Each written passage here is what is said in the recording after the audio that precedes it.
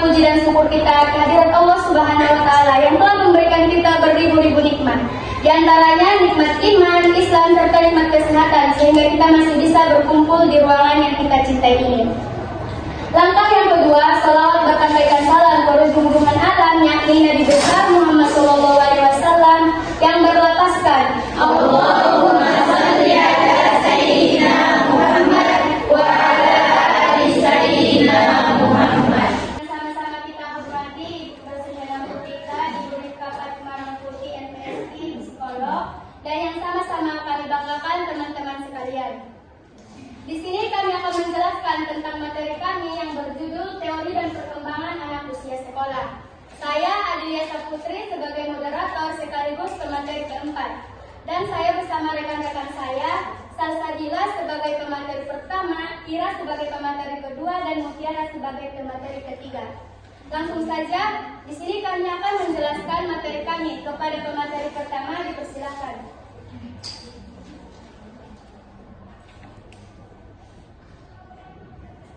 Baik, di sini saya akan menjelaskan tentang perkembangan fisik motorik.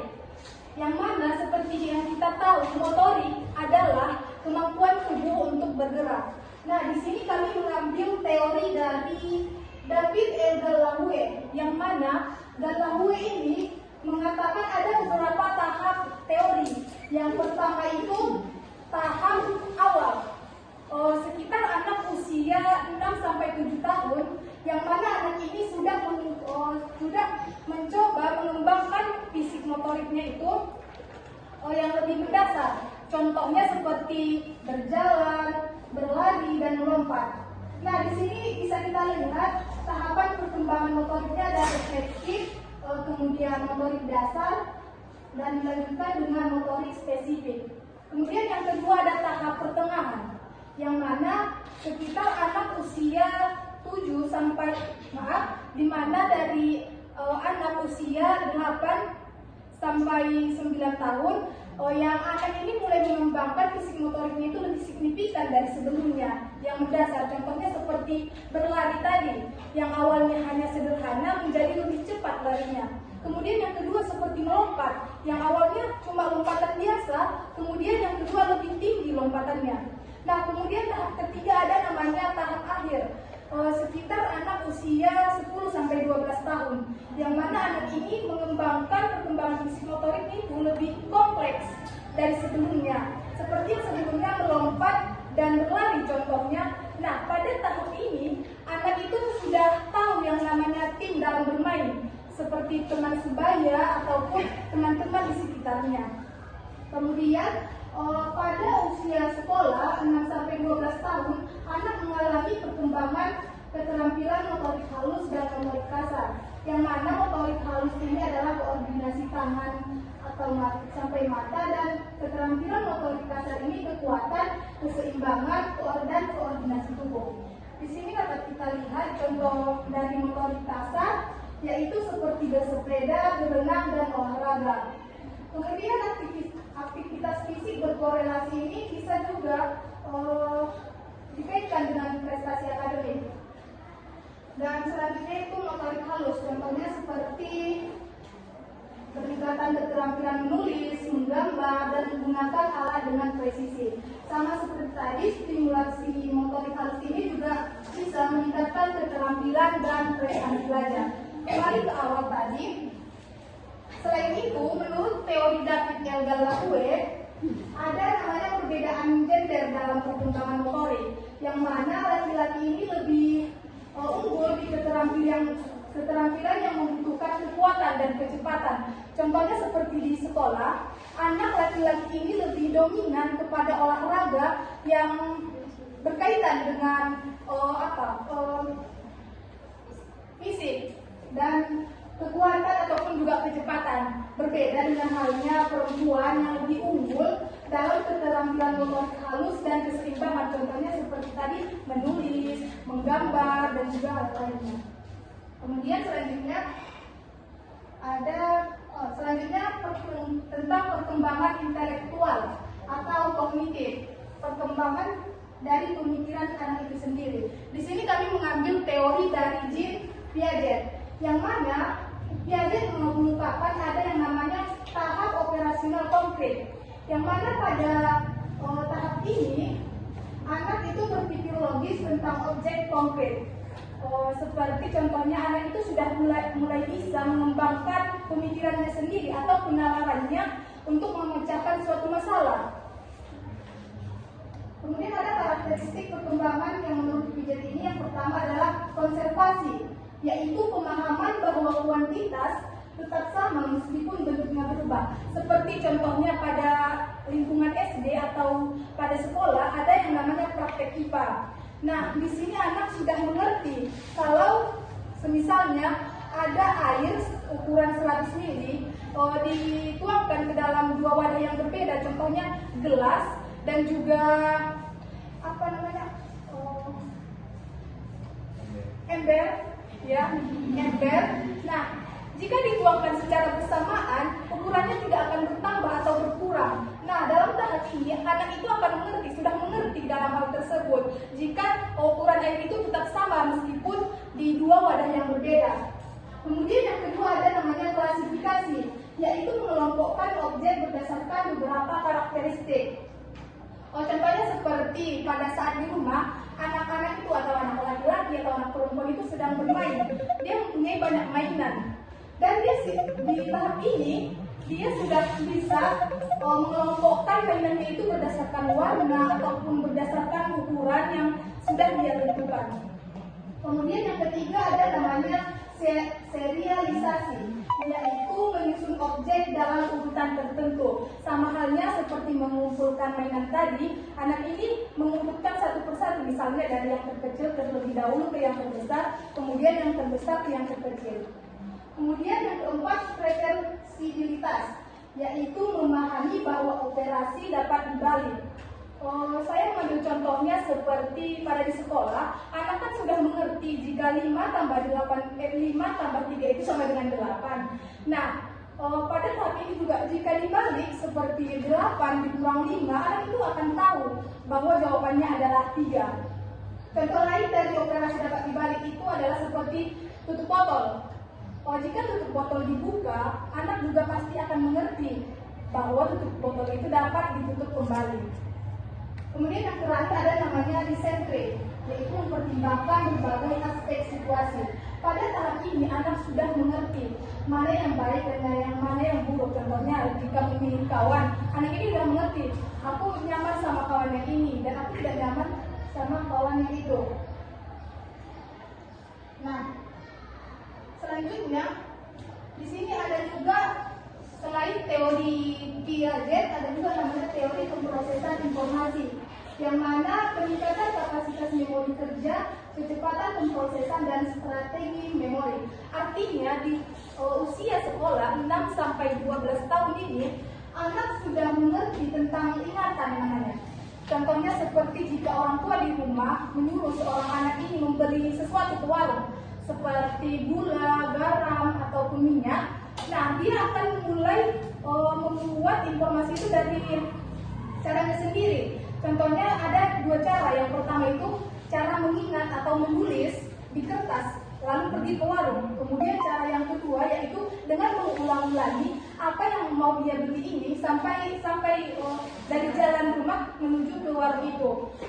Kemudian yang terakhir adalah metamemori, kesadaran anak tentang cara kerja memori mereka. Nah, di usia 6-12 tahun ini, anak sudah sadar bahwa mereka ini pelupa atau suka lupa gitu. Jika mendapatkan sesuatu, berarti mereka ini sudah sadar apa sih yang membuat mereka itu bisa pelupa gitu, atau bisa kurang menangkap dalam pelajaran. Bisa jadi karena kebisingan atau tidak suka dengan pelajaran yang mereka pelajari. Sekian dari saya kembalikan kepada moderator. Terima kasih kepada pemateri pertama. Selanjutnya kepada pemateri kedua dipersilakan. Baik, terima kasih kepada moderator. Di sini saya akan melanjutkan yaitu perkembangan bahasa. Yaitu teori Wittgenstein. Yang pertama, bahasa perkembangan melalui interaksi sosial dan menjadi alat berpikir. Nah, misalnya seseorang anak belajar sejarah di sekolah, awalnya dia hanya belajar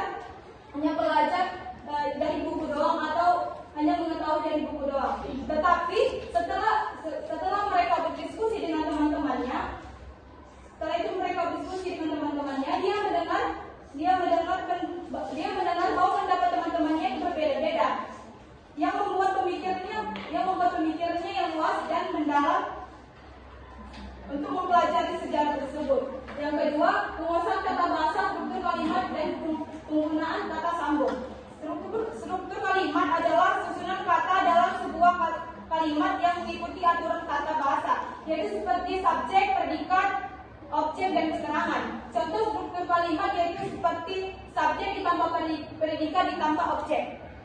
Contohnya seperti saya makan nasi. Saya adalah sebagai subjek, sedangkan makan sebagai predikat, sedangkan nasi sebagai objek. Adapun contoh penggunaan kata sambung koordinatif yaitu dan, jika, meskipun, walaupun. Misalnya, saya suka membaca buku dan saya suka menonton film. Dan itu adalah salah satu contoh. Dan itu adalah salah satu contoh kata sambung koordinatif. Yang ketiga, ekspansi kosakata. Ekspansi kosakata menambah kosakata hingga 40.000 kata pada usia 11 tahun. Anak usia 11 tahun seharusnya sudah memiliki kemampuan untuk memahami dan menggunakan 40.000 kosakata. Contohnya seperti ekspansi yaitu kosakata sehari-hari. Contohnya seperti makan, tidur, bermain, dan bersekolah. Dan ada pun kosakata percakapan sosial yaitu seperti berdiskusi, ide, opini, dan debat. Dengan perkembangan 40.000 kosakata ini, anak lebih mudah memahami bacaan dan anak lebih mudah berinteraksi atau berkomunikasi dengan teman-teman sebayanya. Yang keempat, kemampuan pragmatis menyesuaikan bahasa dengan konteks sosial. Menyesuaikan bahasa dengan konteks sosial ini, contohnya seperti kita berbahasa dengan teman kita. Kita berbahasa dengan teman kita, kita berbahasa dengan santai atau informal. Sedangkan kita berbicara dengan guru atau dosen kita memakai bahasa sopan atau formal.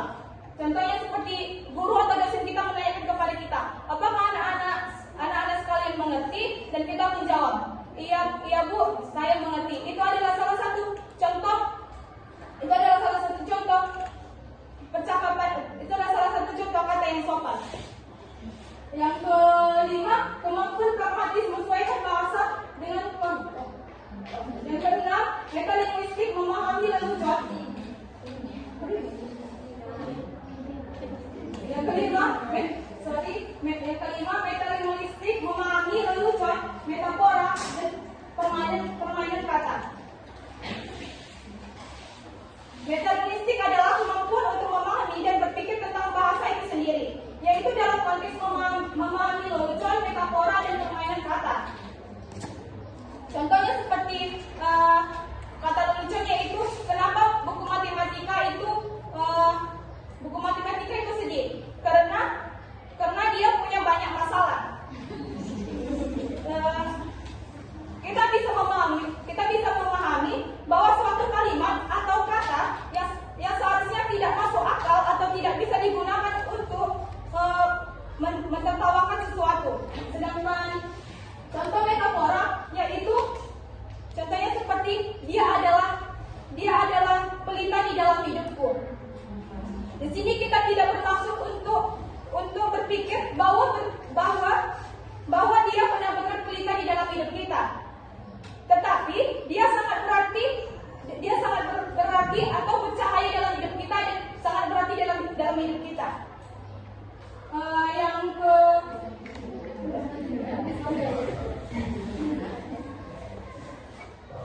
Selanjutnya, teori perkembangan literasi. Yang pertama, anak usia 6-8 tahun penguasaan keterampilan membaca dasar. Seharusnya anak usia 6-8 tahun sudah mengenai huruf dan bunyi. Contohnya seperti anak dapat mengenai huruf abjad seperti A sampai Z. Dan juga bisa menguasai dan bisa juga membaca bacaan pendek. Contohnya seperti saya suka apel, Budi suka bermain di lapangan. Sedangkan kedua, usia 9-12 tahun membaca untuk belajar memahami teks kompleks, membaca kritis. Nah, di sini kita ketahui anak usia 6-8 tahun sangat berbeda dengan anak usia 9-12 tahun. Sedangkan anak usia 6-8 tahun hanya bisa menguasai huruf atau bunyi atau angka-angka, sedangkan anak 9-12 tahun sudah bisa menguasai atau sudah bisa membaca puisi, buku apa, buku mapel, buku pelajaran, dan lain-lain. Saya kembalikan kepada moderator. Terima kasih kepada pemateri kedua dan selanjutnya kepada pemateri ketiga dipersilakan.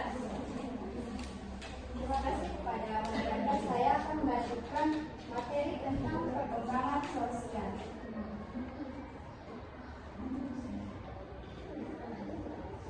Perkembangan sosial. Teori perkembangan psikososial Erikson menjelaskan bahwa perkembangan manusia tidak hanya perkembangan manusia berlanjut sampai seumur hidupnya. Teori perkembangan Silikan, usia 6 sampai 8 tahun berteman sebagai teman bermain. Contohnya seperti anak yang sama hobinya bersama temannya, dia akan mengajak temannya itu bermain, seperti bermain bola, petak umpet, atau permainan lainnya. Usia anak 9 sampai 12 tahun, persahabatan karib dengan keistimewaan dan loyalitas. Contohnya seperti anak akan mencari teman yang bisa diajak curhat, seperti saya hari ini saya sedih loh teman, atau bisakah aku menceritakan aku suka lo sama dia, Selanjutnya perkembangan kesadaran beragama. Teori perkembangan iman Fowler. Tahap yang pertama, pemahaman agama secara literal. Pemahaman agama secara literal ini saya ambil contohnya seperti anak yang berdoa dengan baik, dia mengharapkan mendapat hadiah, tetapi hadiahnya itu harus ada besok hari. Yang kedua, berbuat baik akan dibalas dengan kebaikan. Contohnya anak yang kesusahan dalam belajar matematika, tetapi dia membantu temannya. Kemudian dia kesusahan dalam berbahasa Indonesia, temannya juga membantu dia dalam mengerjakan tugas bahasa Indonesia tersebut. Yang kedua, teori perkembangan moral. Yang tingkat yang pertama, prakonvensional, menilai benar salah berdasarkan hukuman dan imbalan. Menilai benar salah berdasarkan hukuman dan imbalan ini kita ambil contohnya seperti saat ulangan kita tidak boleh menyontek. Sebenarnya kita itu tahu bahwa menyontek itu hal yang tidak jujur ataupun tidak baik, tetapi kita melakukannya tidak menyontek itu bukan karena kita tahu itu tidak jujur, tapi kita karena tahu, kita takut kepada guru ataupun kita takut nilai kita itu turun. Yang kedua, konvensional, mengidentifikasi diri dengan aturan dan harapan sosial. Contoh mengidentifikasi diri dengan aturan dan harapan sosial ini, kita bisa seimbangkan kita di mana kita berada. Saat kita di lingkungan keluarga, kita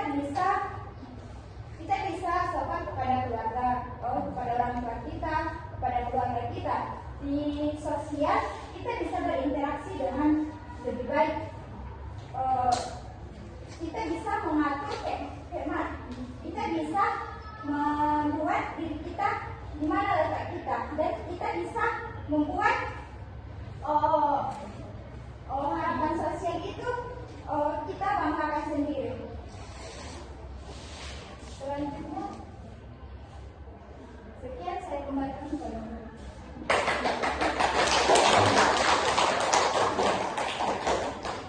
Terima kasih kepada pemateri ketiga. Baik, di sini saya akan menjelaskan tentang hubungan antara asbab perkembangan siswa dengan pembelajaran. Di sini kami membuat implikasi. Apa sih implikasi itu? Implikasi adalah konsekuensi atau dampak yang timbul di dalam suatu tindakan atau peristiwa. Yang pertama yaitu implikasi perkembangan psikomotorik seperti faktor genetik, lingkungan, dan pendidikan. Kita sebagai guru harus menyesuaikan ruang kelas dan aktivitas dengan kapabilitas fisik anak, karena kesehatan anak berbeda-beda dan pembelajaran seorang anak sangat berbeda. Ada yang pintar, ada yang kurang. Kita harus mengetahui bagaimana anak itu. Dan yang selanjutnya yaitu pembelajaran kinestik untuk mendukung konteks konsep abstrak. Yang kedua yaitu implikasi perkembangan kognitif seperti perkembangan beradaptasi, berintegrasi, berpikir. Kita sebagai guru harus menggunakan materi konkret dan pembelajaran yang aktif agar si anak mudah menangkap dalam pembelajaran tersebut. Dan yang selanjutnya yaitu scaffolding, dukungan sesuai dengan zona perkembangan anak. Kita harus menyesuaikan tahap perkembangan anak dan kita harus mendukung sesuai perkembangan si anak tersebut.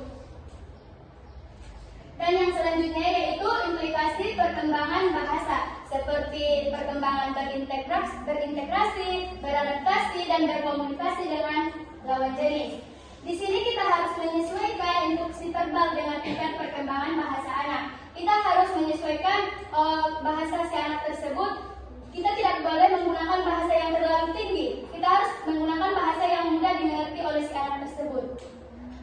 Yang selanjutnya yaitu menginteraksikan literasi lintas kurikulum.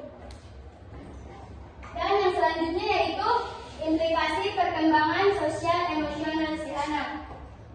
Kita harus bisa mendukung perkembangan emosional si anak agar dia bisa mengatur emosinya, dan kita harus bisa mengatur si anak agar bisa beradaptasi dengan orang lain yang baru dikenalnya. Dan pembelajaran komparatif dan pendidikan karakter. Kita harus mendidik anak dengan karakter yang baik, yang bagus, dan untuk menghormati orang lain. Dan yang terakhir yaitu implikasi perkembangan spiritual moral, yaitu pendidikan inklusif terhadap keberagaman spiritual. Seperti yang tadi, ada yang keberagamannya kurang baik dan keberagamannya dia bisa mengembangkan fisiknya,